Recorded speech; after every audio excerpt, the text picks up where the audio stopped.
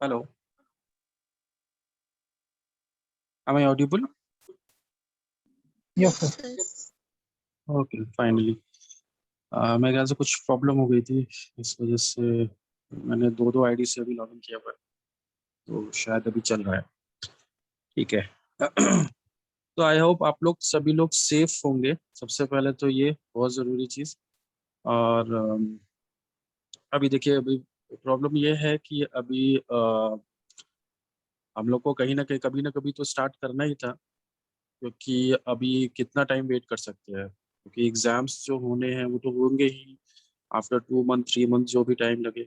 उसके बाद शायद हम लोग के पास टाइम नहीं होगा, तो इसलिए क्लासेस को तो स्टार्ट करना ही था। तो ठीक है, फिर आज स्टार्ट करते हैं। अ, हम लोग ने बहुत ज़्यादा तो नहीं, थोड़ा बहुत पढ़ा हुआ था about derivative, types of derivative, और जहाँ पर हम लोग फॉरवर्ड जो कॉन्ट्रैक्ट होते हैं उसकी बात की थी। ठीक है। तो जैसे मैंने बताया था, there are 4 types of derivative: future, forward, options and swap. और मैंने बताया था फॉरवर्ड और जो आपका ऑप्शंस, सॉरी, फॉरवर्ड और स्वैप जो कॉन्ट्रैक्ट होते हैं, जो डेरिवेटिव होते हैं, वो ओटीसी यानी ओवर द काउंटर डेरिवेटिव होते हैं। मतलब उनकी ट्रेडिंग के लिए आपको स्टॉक एक्सचेंज की जरूरत नहीं। और अगर हम लोग फ्यूचर्स की बात करें और ऑप्शंस की बात करें, वो आपका स्टॉक एक्सचेंज में वो जो ऐसे डेरिवेटिव है जिनकी ट्रेडिंग स्टॉक एक्सचेंज में। ठीक है। तो हम लोग ने स्टार्ट किया हुआ था फॉरवर्ड कॉन्ट्रैक्ट को, कि फॉरवर्ड कॉन्ट्रैक्ट होते क्या हैं। तो थोड़ा सा एक बार हम लोग पहले रिवाइज कर लेते हैं कि about forward contract. Forward contract is a contract between two parties who agree to buy और sell a specified quantity of a financial instrument. ठीक है। तो सबसे पहले तो यहाँ पर जैसे मैंने बताया, ओवर द काउंटर डेरिवेटिव है, स्टॉक एक्सचेंज की जरूरत नहीं है। ठीक है। तो फिर कैसे ये एग्रीमेंट होगा, कैसे ये कॉन्ट्रैक्ट होगा? तो वहां पर एक बायर होगा, एक सेलर होगा। ठीक है। और दोनों अपने हिसाब से वहां पे जो भी कंडीशंस होते हैं वो अपने हिसाब से वो डिसाइड करेंगे। मतलब एक तरह से ये कस्टमाइज्ड डेरिवेटिव, कस्टमाइज्ड कॉन्ट्रैक्ट है, कस्टमाइज्ड इंस्ट्रूमेंट है। मतलब दोनों पार्टीज अपने अकॉर्डिंग कंडीशंस वहां पर तय करते हैं, कितनी क्वांटिटी होगी, कितना प्राइस होगा, वो सारी चीजें दोनों पार्टीज डिसाइड करते हैं। ठीक है। तो एक पार्टी होगी जो बाय करेगी, ठीक है, एक पार्टी होगी जो सेल करेगी, सेल का एग्रीमेंट करेंगे। ठीक है। जैसे आप लोग को पता है, जो डेरिवेटिव होता है वहां पर हम लोग कॉन्ट्रैक्ट करते हैं फॉर फ्यूचर। ठीक है। फ्यूचर में हमें वो ट्रांजेक्शन करना है, उसके लिए आज हम वो एग्रीमेंट करते हैं, कॉन्ट्रैक्ट करते हैं। तो वैसा ही फॉरवर्ड कॉन्ट्रैक्ट में भी है। आपको सपोज कोई कमोडिटी ले लेते हैं, सपोज शुगर। ठीक है। शुगर, मैं सपोज मैं शुगर मैन्युफैक्चरर हूँ, मुझे शुगर अभी, लेकिन प्रोडक्शन अभी चल रहा है। प्रोडक्शन जो मुझे जो मेरा मटेरियल है वो जो है मुझे मिलेगा आफ्टर 3 मंथ। ठीक है। जो मेरा प्रोडक्शन है जो है आफ्टर 3 मंथ स्टार्ट होगा, या जो भी चीजें। ठीक है। तो लेकिन मैं बेच कब पाऊंगा? After 3 month. ठीक है। तो उसके लिए अभी मुझे लग रहा है कि कहीं आप जो है 3 महीने के बाद इस कमोडिटी की प्राइस कहीं कम ना हो जाए, तो उस रिस्क को कम करने के लिए मैं फॉरवर्ड कॉन्ट्रैक्ट कर सकता हूँ। ठीक है। मैं एग्रीमेंट आज कर लूंगा कि ये कमोडिटी है, इतनी क्वांटिटी है, ये इसका प्राइस होगा, और आफ्टर 3 मंथ्स मुझे ये ट्रांजेक्शन करना है, मुझे ये प्रोडक्ट बेचना है, या जो सेलर होगा मुझे ये प्रोडक्ट, सॉरी, सेलर होगा मुझे ये प्रोडक्ट बेचना है, बायर मुझे ये प्रोडक्ट खरीदना है। इस तरह से वो लोग एग्रीमेंट करते हैं। ठीक है। तो पहले से ही वो डेट डिसाइड करते हैं जब वो ट्रांजेक्शन होना है, वो प्राइस डिसाइड करते हैं जिस पर वो ट्रांजेक्शन होना है। ठीक है। तो a forward contract is a contract between two parties who agree to buy sell a specified quantity, जैसा अभी मैंने बताया। पहले से आपको क्वांटिटी स्पेसिफाई करना होता है। और फिर फाइनेंशियल इंस्ट्रूमेंट, एक फाइनेंशियल इंस्ट्रूमेंट भी हो सकता है, या फिर कमोडिटी कोई, at a certain price. Price आपको पहले से फिक्स करना होता है, जिसे बोलते हैं strike price. At a certain price at a certain date in future, और एक डेट डिसाइड करते हैं जब वो ट्रांजेक्शन होना है। 6 महीने के बाद, 3 महीने के बाद, 1 साल के बाद, जो भी डेट को डिसाइड करें। Forward contract are not standardised, मतलब अगर मैं दूसरे जो भी डेरिवेटिव की बात करूं, जो आपका ऑप्शंस है या फिर फ्यूचर है, वहां पर वो सब स्टैंडर्डाइज्ड कॉन्ट्रैक्ट है। आप स्टॉक एक्सचेंज में जाओगे, वहां पे सारे प्राइजेस वगैरह सब फिक्स होते हैं और आपको उसी प्राइस पे उधर लेना होता है। यहाँ पर ऐसा नहीं है, यहाँ पर स्टैंडर्डाइज्ड कॉन्ट्रैक्ट नहीं है ये। दोनों पार्टीज खुद डिसाइड करते हैं कौन कितना प्राइस होगा, कितना क्वांटिटी होगा, वो सारी चीजें वो दोनों पार्टीज मिलके, जो बायर और सेलर है, वो डिसाइड करते हैं। दे आर ओटीसी, जैसे अभी मैंने बताया, ओवर द काउंटर डेरिवेटिव है, not traded in recognised stock exchange, that are tailored to meet specific user need। ये सारे आपके अंडरलाइंग असेट हैं जहां पर derivative contract, sorry, forward contract किए जा सकते हैं। ये सारे अंडरलाइंग असेट है, जैसे कि ट्रेडिशनल एग्रीकल्चरल जो भी कमोडिटी है, फिजिकल कमोडिटी, कोई भी कमोडिटी हो, ठीक है, आपका शुगर हो गया, आपका जो भी कोई भी एग्रीकल्चरल, राइस हो गया, ठीक है, वो सारी चीजें आप इधर फॉरवर्ड कॉन्ट्रैक्ट उसका कर सकते हैं। उसके बाद करेंसी, ठीक है, इंडियन रुपीस, यूएस डॉलर, ठीक है, अ, वो सारी चीजों पर भी फॉरवर्ड कॉन्ट्रैक्ट किया जा सकता है। और इंटरेस्ट रेट, ठीक है, ये 3 तरह के आपके अंडरलाइंग असेट हैं जहां पर आप डेरिवेटिव फॉरवर्ड कॉन्ट्रैक्ट कर सकते हैं। उसके बाद why forward contract, they are customise, अभी मैंने बताया। मैं ज्यादा इस पर टाइम नहीं दे रहा हूँ क्योंकि ये चीजें हम लोग ऑलरेडी पढ़ चुके हैं, ठीक है। अगर किसी को कहीं पर कुछ प्रॉब्लम होगी तो वो पूछ लेगा, बाकी ये सारी चीजें हम लोग पहले पढ़ चुके हैं, तो इसलिए मैं ज्यादा इस टॉपिक को एक्सप्लेन नहीं कर रहा हूँ। They are customise contract unlike futures, जैसे अभी मैंने बताया कस्टमाइज कॉन्ट्रैक्ट है। जैसा आप दोनों जो भी बायर और सेलर होंगे, दोनों पार्टीज होंगे, उन खुद डिसाइड करते हैं कितना, कितनी क्वांटिटी होगी, कितना प्राइस होगा, वो सारी चीजें। Tailor made and more suited for certain purpose, useful when future does not exist for commodities and financial being considered. कुछ ऐसे कमोडिटीज हैं जहां पर फ्यूचर पॉसिबल नहीं है, तो वहां पर आप फॉरवर्ड कॉन्ट्रैक्ट कर सकते हैं, ठीक है। Use to reduce price risk, तो जैसे मैंने बताया था कि जो प्राइस रिस्क, मार्केट प्राइस जो है, अभी जो भी किसी भी कमोडिटी हो या फिर कोई फाइनेंशियल इंस्ट्रूमेंट हो, उसका मार्केट प्राइस कैसा होता है, वो स्टेबल नहीं होता, वो ऊपर नीचे होता रहता है। तो वो रिस्क को कम करने के लिए आप फॉरवर्ड कॉन्ट्रैक्ट कर सकते हो। जैसे अभी मैंने बताया कि भाई अगर कोई आपके पास कमोडिटी है जिसको आप अभी नहीं बेच सकते, आप 6 महीने के बाद या 1 साल के बाद बेचना है, या फिर आपको कोई कमोडिटी को खरीदना है आफ्टर 6 मंथ, तो वहां पर अभी अगर प्राइस कम है और बाद में बढ़ जाता है तो फिर आपको लॉस हो जाएगा उतना, ठीक है। या फिर अगर आपको बेचना है और अगर प्राइस कम हो जाता है तो फिर आपको लॉस होगा। तो वो जो रिस्क है उसको कम करने के लिए, उसको रिड्यूस करने के लिए और प्राइस को फिक्स करने के लिए आप फॉरवर्ड कॉन्ट्रैक्ट कर सकते हैं। जैसे यहाँ पे एग्जाम्पल दिया गया, a farmer who grow rice and a merchant who sell it can fix the price of rice at harvest time, मतलब अभी वो राइस अभी, मतलब उस वो पूरी तरीके से अभी मिला नहीं है, प्रोडक्शन अभी उसका पूरा नहीं हुआ है, और उसके पहले ही आपने कॉन्ट्रैक्ट कर लिया कि जब ये होता है तो तो मैं इस प्राइस पे उसको खरीद लूंगा, या वो फार्मर जो है उसने बोल दिया इस प्राइस पे मैं बेच दूंगा। इस तरह से आप प्राइस कम होने या प्राइस बढ़ने के रिस्क को खत्म कर सकते हैं, ठीक है। जैसे मैंने अभी बताया, specially made of for particular purpose, each item unique in terms of, जैसे कि अगर मैं ऑप्शंस की बात करूं या फ्यूचर की बात करूं, तो वहां पर क्वांटिटी, प्राइस, सारी चीजें स्टॉक एक्सचेंज तय करते हैं, और आपको उतने क्वांटिटी में, उतने प्राइस में, या उस डेट पर आपको वो कॉन्ट्रैक्ट करना होता है, ठीक है। एक्सपायरी डेट सबकी सेम होगी, सेम होती है, प्राइस सेम होगा, ठीक है, क्वांटिटी सेम होगा। मगर यहाँ पर ऐसा नहीं है, यहाँ पर जो बायर और सेलर है वो खुद डिसाइड करते हैं ये सारी चीजें, ठीक है।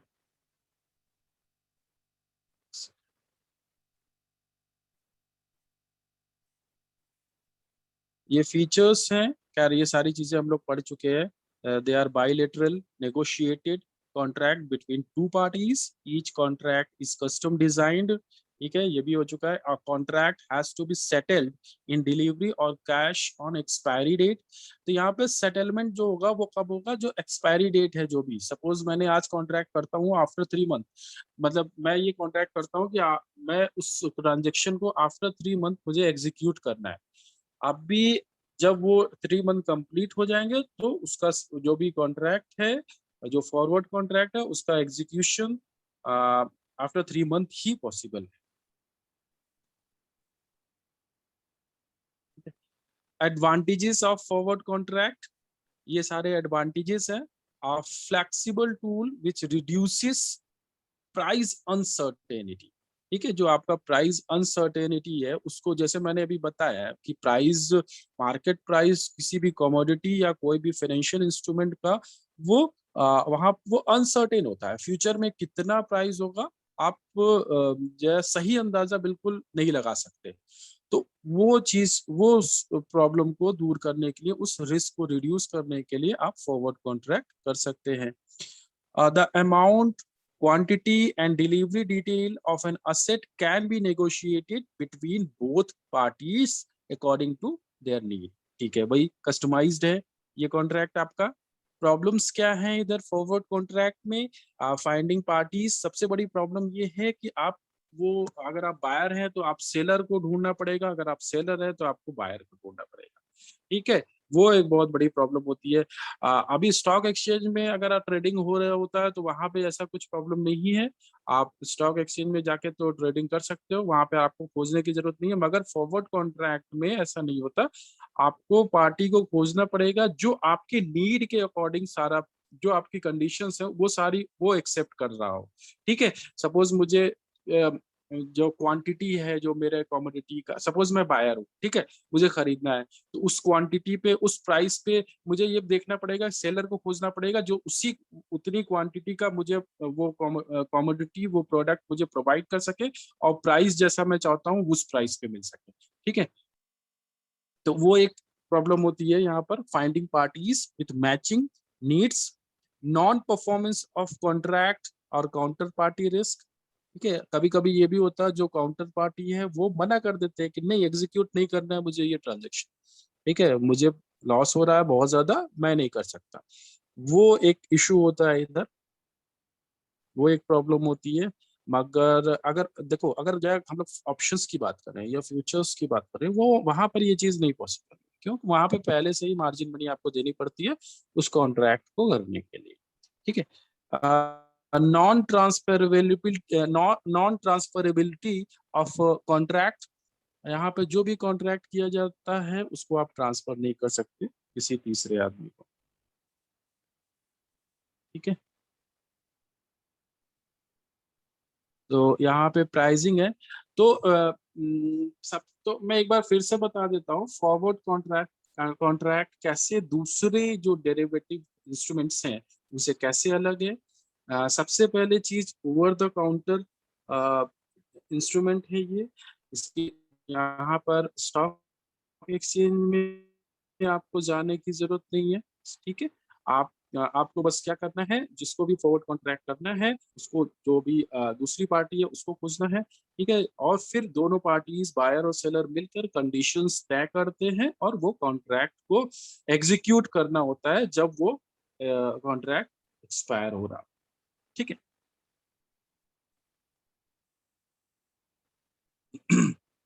यहाँ पर देखिए प्राइसिंग बताया गया है कि कैसे आप प्राइस डिसाइड करते हो forward contract. Pricing of commodity forward contract, तो हम लोग पहले कमोडिटी की बात करते हैं। Commodity forward contract are priced as, जैसे यहाँ बताया क्या, दो चीजें हम लोग को लेनी होती है, तो करंट मार्केट प्राइस और स्पॉट प्राइस ऑफ कमोडिटी, जो भी इस समय प्राइस चल रहा है वो, प्लस लेकिन अभी अभी का प्राइस तो रहेगा ही रहेगा, साथ में अभी जो है जो कॉस्ट ऑफ स्टोरेज है, जो वो कमोडिटी को, कॉस्ट ऑफ कैरी, मतलब उस रखने का जो भी एक्सपेंडिचर्स है उसको भी आपको ऐड करना होता है, ठीक है। सपोज ट्रांजेक्शन मुझे करना है आफ्टर 3 मंथ, 3 महीने के लिए मुझे वो चीजें रखनी पड़ी, ठीक है। उसको कैरी करनी पड़ी, तो उसमें भी मेरे एक्सपेंडिचर गए। वेयर हाउस में सपोज मुझे रेंट देना पड़ रहा है, वहां पे इलेक्ट्रिसिटी है और जो दूसरे एक्सपेंडिचर्स है वो सारी चीजें मुझे बेयर करना पड़ रहा है, तो वो भी कॉस्ट में ऐड करूंगा, और प्लस मार्केट प्राइस, ये दोनों चीजों को मैं ऐड करूंगा फॉरवर्ड कॉन्ट्रैक्ट के प्राइस में। ठीक है। अभी कॉस्ट ऑफ स्टोरेज से मतलब क्या है? Actual cost of storage in the warehouse including rent. ठीक है, जो भी कॉस्ट लग रही है आपका स्टोरेज में, रेंट रेंट या इलेक्ट्रिसिटी या जो भी चीजें, जो भी उधर एक्सपेंडिचर्स हो रहे हैं वो, plus opportunity cost. Opportunity cost मतलब वो जो भी आपका रिसोर्स है, वो जो सॉरी जो आपका कमोडिटी है, उसको आपने इतने टाइम तक खाली रखा, तो मतलब वो इतने टाइम तक आपके स्टोरेज में पड़ा रहा, स्टोर में पड़ा रहा। अभी उसकी वजह से अगर वो आप आज अगर बेच देते, तो उससे जो पैसे आते उसको आप कहीं और इन्वेस्ट कर सकते थे, कहीं और लगा सकते थे। तो वो जो आपने अपॉर्चुनिटी मिस कर दिया, तो उसके लिए जो आपने को उसके लिए जो आपने जो अपॉर्चुनिटी मिस कर दिया, तो वहां पे जो कॉस्ट लग रही है वो भी आप इसमें इंक्लूड करोगे कॉस्ट ऑफ स्टोरेज में। ठीक है। ये सारी चीजें समझ में आएंगी जब हम लोग न्यूमेरिकल क्वेश्चंस करेंगे, ये सारी चीजें आसान लगेंगे। और थर्ड पॉइंट है expenses in connection with storage, और भी जो भी इंश्योरेंस वगैरह, फ्रेट वगैरह है, वो भी आपको इंक्लूड करना होता है। ठीक है। इसका एक एग्जांपल देख लेते हैं। Assume that price of rice is 25 rupees kg on July 1st.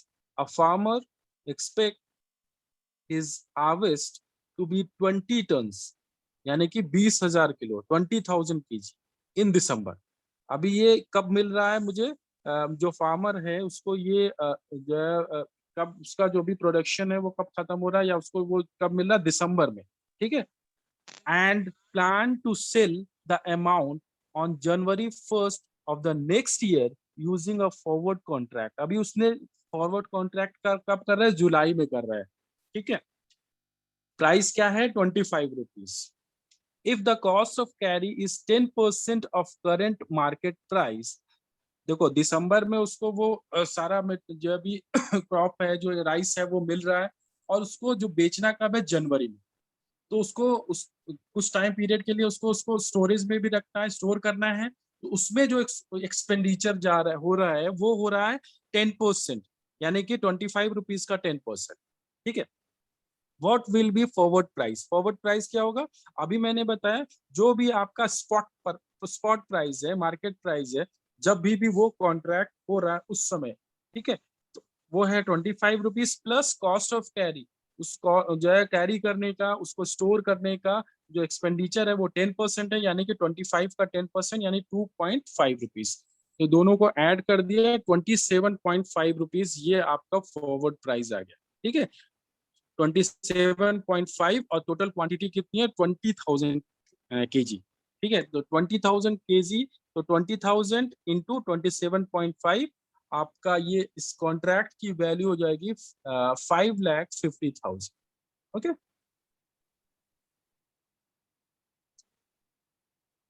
इस तरह से कमोडिटी फॉरवर्ड कॉन्ट्रैक्ट किए जाते हैं।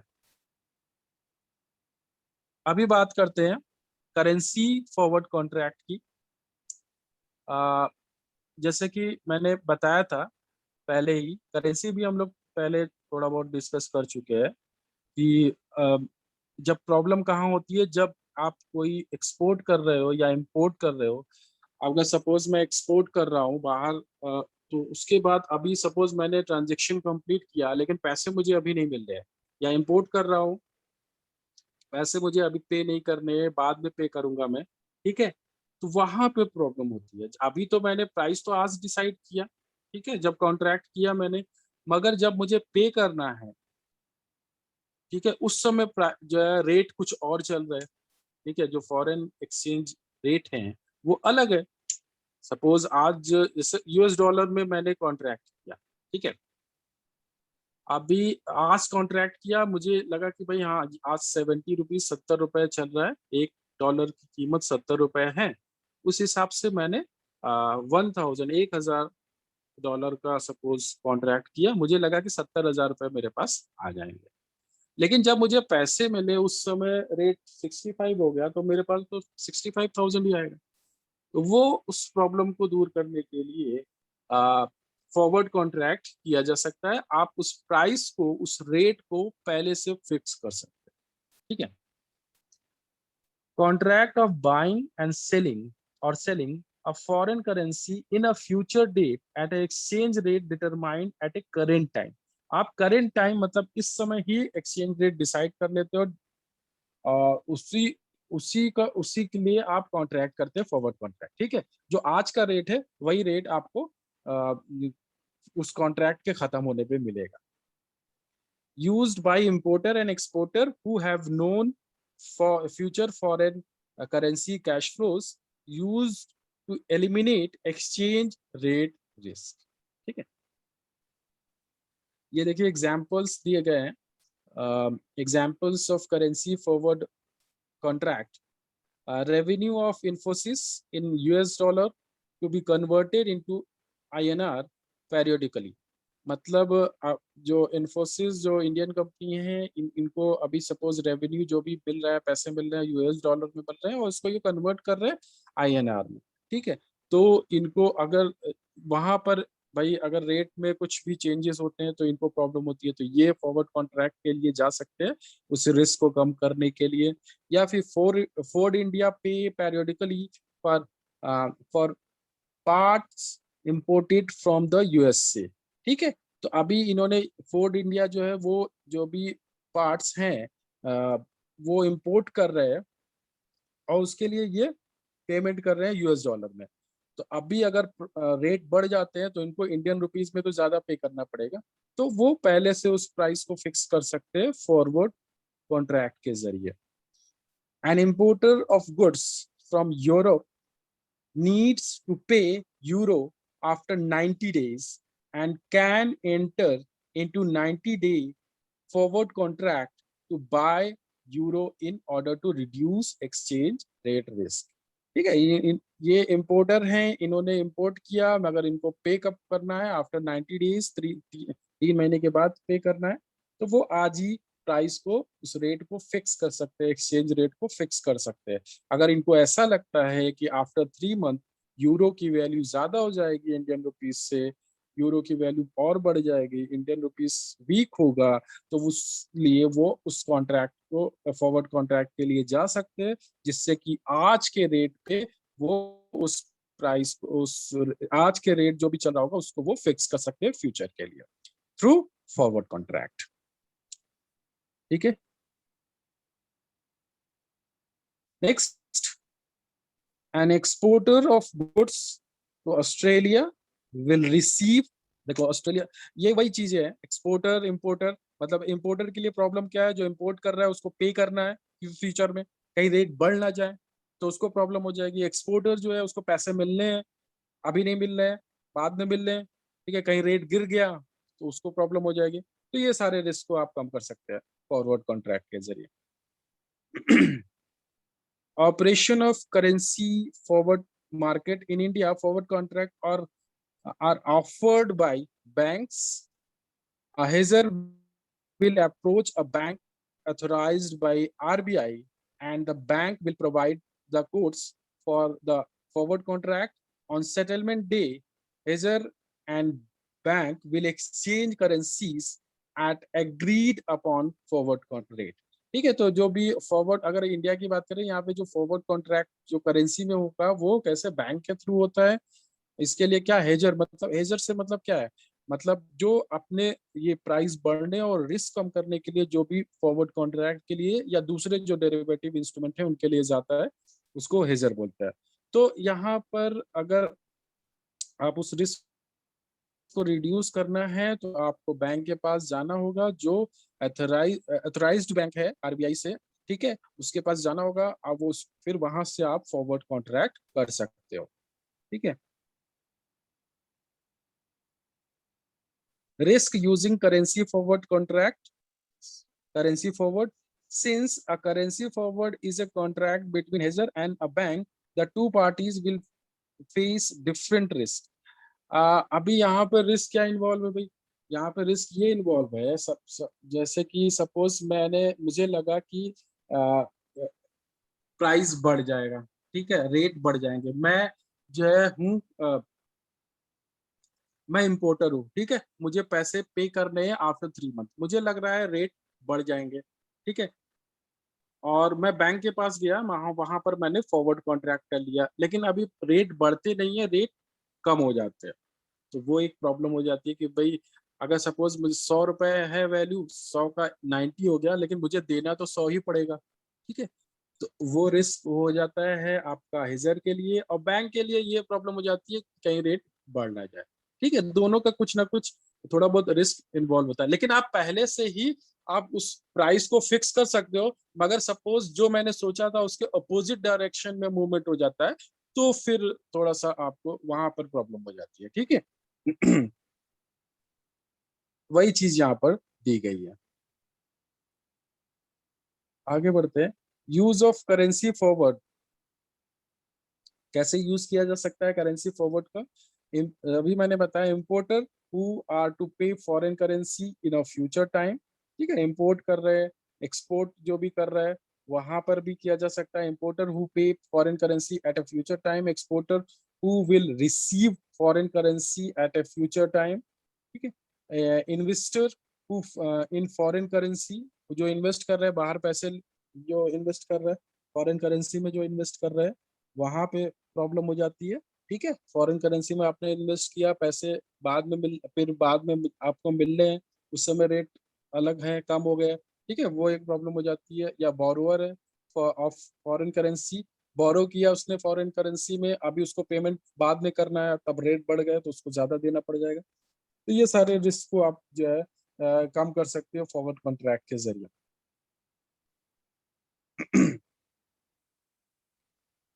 अ, ये प्राइसिंग है। जैसे अभी हम लोग ने commodity market, commodity forward contract की बात की थी, जहां पर हम लोग ने देखा था कैसे प्राइस डिसाइड किया जाता है। इसी तरह से यहाँ पर देखिए आपको जो आपका करेंसी में कैसे आप प्राइस डिसाइड करते हैं। तो इसका जो ये फॉर्मूला है, based on principle of covered interest rate arbitrage, currency with higher interest rate should depreciate approximately by the interest rate differential. Interest rate should be reflect for the forward contract period, ये इनका formula है, ठीक है। जो interest rate है उसके basis पे ये आप प्राइस डिसाइड करते हैं। प्रैक्टिकल क्वेश्चन में दिखा देता हूँ, इससे आसान हो जाएगा। सपोज यहाँ पर जो आपका इंटरेस्ट रेट जो यूएस डॉलर का है वो 6% है, इंडियन रुपीज का 8% है, ठीक है। ये दो रेट है, इसी के बेसिस पे आपको फॉरवर्ड प्राइस जो है कैलकुलेट करनी होती है। करंट जो स्पॉट प्राइस है या मार्केट जो इस समय जो रेट चल रहा है, एक्सचेंज रेट, वो चल रहा है 45.30, ठीक है। और जो ड्यूरेशन है फॉरवर्ड कॉन्ट्रैक्ट है वो 3 मंथ्स का है। तो आपको ये फॉर्मूला है, इस पे रखना है, ठीक है। S0 का मतलब जो आपका रेट चल रहा है इस समय जो स्पॉट प्राइस है वो 1 प्लस जो भी रेट है INR का, और डिवाइडेड बाई 1 प्लस R, यानी जो भी रेट है यूएस डॉलर का है इस समय, जो भी आपका इंटरेस्ट रेट है, ठीक है। तो इस तरह से कैलकुलेशन किया जाएगा, into 3 divided by 4, divided by 12। क्यों? क्योंकि ये जो भी कॉन्ट्रैक्ट है वो 3 मंथ का कॉन्ट्रैक्ट है, ठीक है। अगर पूरे साल का होता तो हम नहीं करते ये, लेकिन ये 3 महीने का है, तो इंटू 3 डिवाइडेड बाई 12, ठीक है। तो ये कैलकुलेशन करने के बाद प्राइस आया है 46.17। यानी कि अगर मैं आज ये कॉन्ट्रैक्ट करता हूं तो मुझे तो हम लोग का जो भी स्ट्राइक प्राइस होगा वो 46.17 होगा, ठीक है। इस प्राइस पे हम लोग फिक्स कर सकते हैं आफ्टर 3 मंथ, ठीक है। रेट तो अभी 45 चल रहा है, लेकिन आप क्योंकि वहाँ इंटरेस्ट रेट भी होते हैं तो उसके बेसिस पे ये प्राइस डिसाइड किए जाते हैं, ठीक है।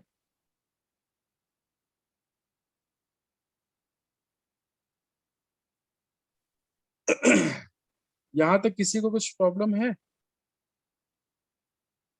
No sir. क्या बात है यार, कैसे प्रॉब्लम नहीं है मुझे ये नहीं समझ में आ रहा, क्योंकि इतना आसान तो टॉपिक है नहीं।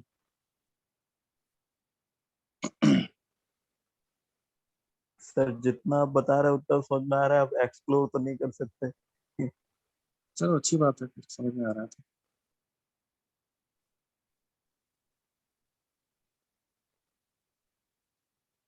आगे हम लोग बात करते हैं, ये बहुत इंपॉर्टेंट टॉपिक है, बहुत ज्यादा इंपॉर्टेंट, इसमें क्वेश्चंस बहुत पूछे जाते हैं। ये आपका फॉरवर्ड रेट एग्रीमेंट, FRA, या इसको बोलते हैं इंटरेस्ट रेट फॉरवर्ड कॉन्ट्रैक्ट। ठीक है, इसको आज शुरू करें कि नहीं शुरू करें, चलो थोड़ा बहुत मैं बता देता हूँ इसके। Also called forward rate agreement, used by companies planning to borrow at a future time, और by those who have floating rate loans used by bank to hedge interest rate risk while lending money। तो forward rate जो agreements होते हैं, एक second, हाँ यहाँ से समझ में आ जाएगा। तो यहाँ पर क्या होगा, यहाँ पे फॉरवर्ड रेट एग्रीमेंट में सपोज मुझे बोरो करना है, under the agreement two parties borrower and counter party to contract agree upon future interest rate at a set time. जैसा कि मैंने पहले बताया था, ये जो आपका कॉन्ट्रैक्ट जो भी डेरिवेटिव कॉन्ट्रैक्ट होता है वो फ्यूचर के लिए होते हैं। सपोज मुझे पैसे की जरूरत है मगर आज नहीं जरूरत है, मुझे आफ्टर 6 मंथ, 6 महीने के बाद मुझे जरूरत है, और मुझे केवल 90 डेज के लिए चाहिए, 90 दिन के लिए चाहिए।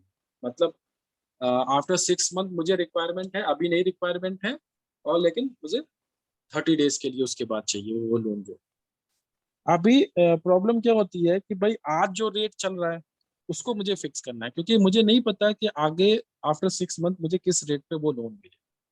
तो बस यहाँ पर भी वही चीज है, आप उस रेट को फिक्स कर सकते हो, ठीक है, पहले से ही, 6 महीने पहले ही। अगर मैं सपोज वो लोन आज ले लेता हूँ तो मुझे 6 महीने का इंटरेस्ट देना पड़ जाएगा ना, जो वो 6 महीने तो मुझे चाहिए भी नहीं उस लोन को, ठीक है, 6 महीने बाद रिक्वायरमेंट है। तो तो मैं आज ले भी नहीं सकता, मुझे लेना 6 महीने के बाद ही है, लेकिन आज के रेट पे लेना। तो उसके लिए मुझे FRA बैंक्स होते हैं उनके पास जाना होगा, और उनके थ्रू मैं वो रेट को फिक्स कर सकता हूँ। सपोज 10% मैंने फिक्स कर दिया, ठीक है, अभी 10% फिक्स कर दिया, और फिर मैंने आफ्टर 6 मंथ, देखो दो तरह के बैंक होते हैं, एक एक FRA, सपोज एक FRA बैंक है, एक नॉर्मल बैंक है जहां से मैंने लोन लिया, लोन लेना है मुझे। मैं पहले FRA बैंक के पास गया, मैंने कहा कि भाई मुझे आफ्टर 6 मंथ मुझे ये लोन चाहिए, और इस रेट पे, तो उन्होंने एग्रीमेंट कर लिया कि हाँ 10% रेट से आपको आफ्टर 6 मंथ मिल जाएगा। ठीक है, फिर मैं जब 6 महीने कंप्लीट हुए, मैं बैंक के पास गया, FRA नहीं, बैंक के पास गया, और उससे बोला कि भाई मुझे लोन चाहिए। अभी मुझे लोन को अभी अब जो है ऑफर कर रहे हैं 15%, 15%। अभी प्रॉब्लम हुई कि भाई 15% में मुझे मिल रहा है, 6 महीने पहले 10% में मिल रहा था। फिर मैं क्या करूंगा, FRA बैंक है उसके पास जाऊंगा, मैं बोलूंगा कि भाई आपने आपसे मैंने एग्रीमेंट किया हुआ था 10% पे, अभी मुझे जो है 10%, लेकिन 15% पे लोन मिल रहा है। फिर वो 5% जो भी 5% होगा वो FRA बैंक वो देगा, ठीक है, तो मेरा कुल मिला के मुझे वो 10% ही पड़ेगा। एक तो ये चीज हो गई। दूसरी चीज ये हो गई कि अगर सपोज मैं आफ्टर 6 मंथ रेट 8% हो जाए, ठीक है, फिर भी मुझे 10% ही देना पड़ेगा, 2% चला जाएगा FRA में। ठीक है, इस तरह से फॉरवर्ड रेट एग्रीमेंट किए जाते हैं। नेक्स्ट क्लास में मैं डिटेल में बताऊंगा, ठीक है, फॉरवर्ड रेट एग्रीमेंट क्या होते हैं और उसके जो भी प्रैक्टिकल क्वेश्चन है वो हम लोग करेंगे। ठीक है, अभी आज की क्लास में अगर किसी को कुछ डाउट अभी तक हुआ है तो पूछो, और अटेंडेंस सब लोग दे दीजिए।